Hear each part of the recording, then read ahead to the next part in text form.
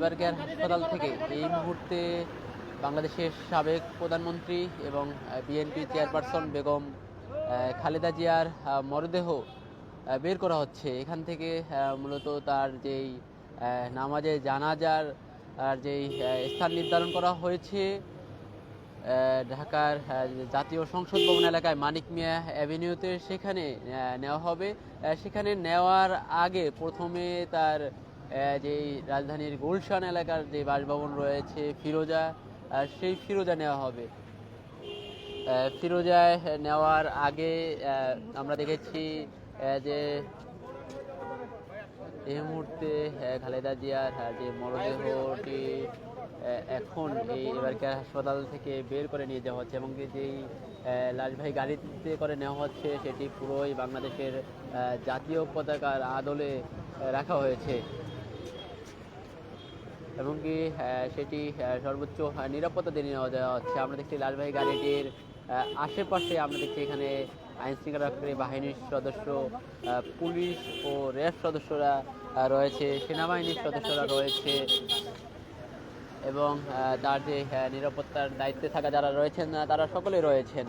আমরা দেখেছি আজ গতকাল তার এই মৃত্যু সংবাদ শোনার পর থেকেই বিএনপির বিভিন্ন স্তরের কর্মী সমর্থক যারা রয়েছিলেন তারা এই এবারকার হাসপাতাল এলাকায় ভিড় করছিলেন। আজকে সকালে এসেও আমরা দেখেছি এবারকার হাসপাতালের যে মূল ফটক রয়েছে সেই ফটকের সামনের এলাকায় কিন্তু উভয় এখানে জড়ো হয়েছিলেন। তারা জড়ো হয়ে এখানে সরাসরি না দেখার পরেও তারা শুধুমাত্র এই লাশবাহী গাড়িটি দেখার জন্য অপেক্ষা করছিলেন।